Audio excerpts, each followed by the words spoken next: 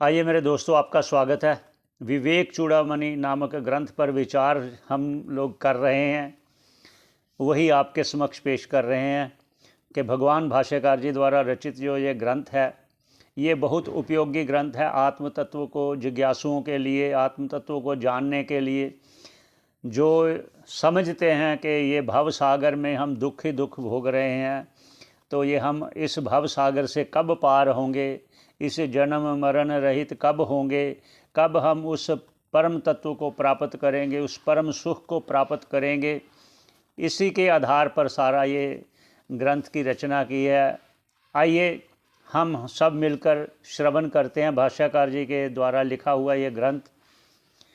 सभी के मंगल की कामना करते हुए, ईश्वर को प्रणाम करते हुए, गुरुजनों को प्रणाम करते हुए, आचार्यजनों को प्रणाम करते हुए आगे शुरू करते हैं। भगवान भाष्यकार जी ने स्थूल देह के बारे में बताया अपने शिष्य को, तो अब आगे इंद्रियों के बारे में बता रहे हैं। जो इंद्रियां हैं, ज्ञान इंद्रियां हैं 5, और 5 कर्म इंद्रियां हैं, और 5 प्राण हैं, और अंतःकरण के बारे में भी कहेंगे, उस पर चलते हैं। इसके बाद फिर सूक्ष्म शरीर क्या होता है उसके बारे में कथन होगा। अब 1 बाय 1 स्टेप बाय स्टेप भाष्यकार जी बताएंगे। जो शिष्य ने प्रश्न किए थे पूर्व में, उनका उत्तर देते हुए आइए पहले उच्चारण करते हैं। 10 इंद्रियां, 10 इंद्रियां अर्थात 5 ज्ञान इंद्रियां, 5 कर्म इंद्रियां। क्या कहते हैं, कैसे कर रहे हैं, उच्चारण करते हैं।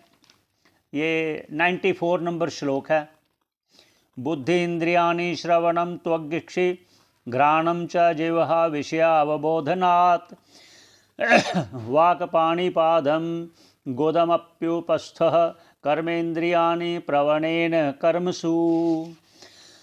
अब कह रहे हैं भाष्यकार जी, बुद्धि इंद्रियाणि श्रवणम त्वग्क्षि, अर्थात जो ज्ञान इंद्रियां हैं वो श्रवण इंद्रियां और चक्षु इंद्रियां, घ्राण इंद्रियां, जिह्वा इंद्रियां, ऐसा इंद्रियां का है कि एक आ गया जिह्वा, आँख, नासिका और कान, ये और त्वचा, ये है ज्ञान इंद्रियां। इनसे हमें बोध होता है, जैसे चक्षु का दृश्य का बोध होता है, कान से शब्द का बोध होता है, नासिका से गंध का बोध होता है, त्वचा से स्पर्श करते हैं तो वो कठिनता, सॉफ्ट और ठंडा या गर्म का हमें ज्ञान होता है। और क्या कहते हैं, वाक्पाणि पाद, वो जो वाणी है, हाथ है, पाँव है, इससे हमारे कर्म होते हैं, ये कर्म इंद्रियां हैं। वो गुदा उपस्थादि मल मूत्र आदि का त्याग करते हैं, जैसे वो कर्म इंद्रियां हैं, कर्मों में प्रवृत्त होती हैं, उनका उधर झुकाव होता है।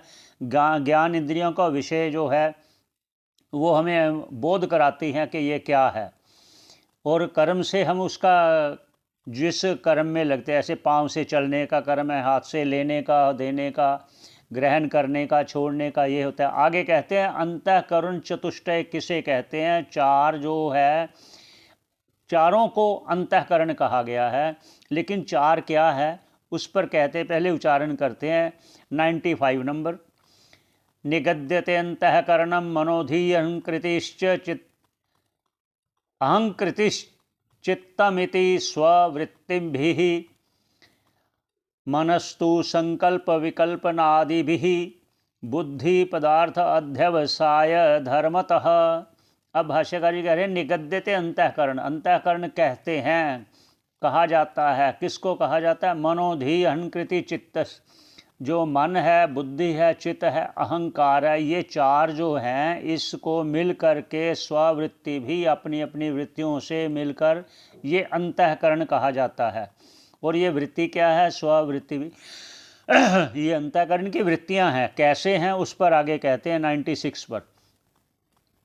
अत्राभिमान हम इति अंकृति स्व अर्थ अनुसंधान गुणेन चित्तम।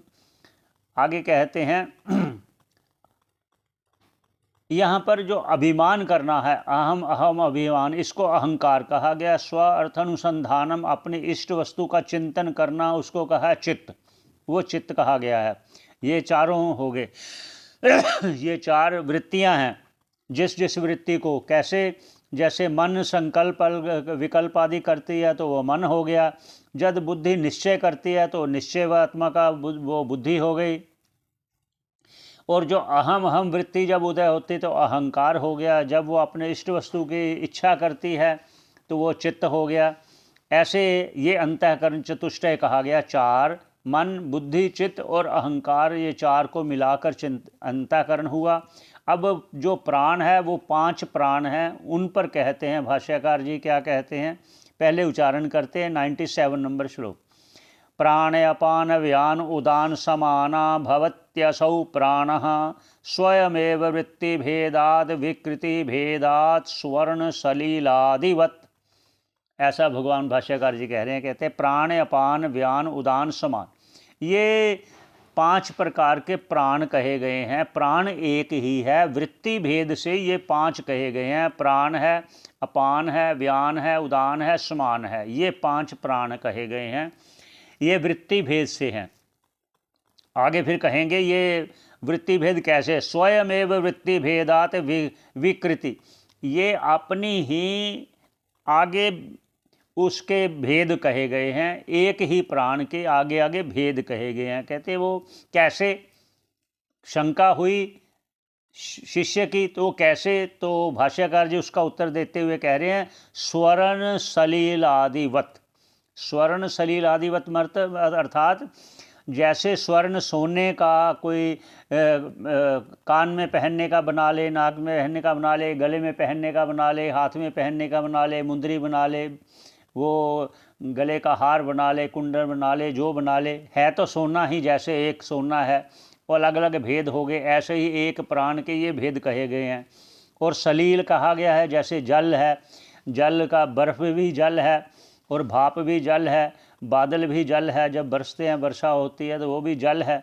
जैसे ये भेद हुआ ऐसे ही भगवान भाष्यकार जी कह रहे हैं प्राण एक ही है, ऐसे ही अंतःकरण एक ही है। वृत्ति भेद से वो 4 भाग हो गए, वो मन बुद्धि चित्त और अहंकार। जब मन संकल्प और विकल्प करूं ना करूं, ऐसा करूं ऐसा ना करूं, जब ये ऐसी स्थिति होती है तो समझो मन कार्य कर रहा है। और जब कहते हैं नहीं यही करना है तो समझो ये बुद्धि का कार्य है, बुद्धि निश्चित करती है, उसको बुद्धि कहा गया है। और अपने इष्ट के प्रति चिंतन करना, इष्ट मतलब जो अपनी इच्छा वस्तु है, इच्छिक वस्तु है, जो अत्यधिक चाहता है, जिसको उसका चिंतन करने लगता है, वो समझो चित्त कार्य कर रहा है। मन बुद्धि चित्त और अहंकार, जब अहम अहम मैं ही मैं हूँ, लेकिन वो जो मैं है देह के सहित जो कहते हैं वो अहंकार है। और जो देह से भिन्न, शरीर से किसी से कोई संग नहीं है, अगर वो अहम होता है, वो अहम शुद्ध अहम है। उसी अहम को समझने के लिए सारी प्रक्रियाएं हैं। आगे फिर सूक्ष्म देह के बारे में कथन करेंगे भाष्यकार जी, वो फिर आगे कहेंगे। ये 97 पर ही विश्राम देते हैं। सभी के मंगल की कामना करते हुए पुनः पुनः सभी के मंगल की कामना करते हैं। श्रवण करने का बहुत बहुत धन्यवाद।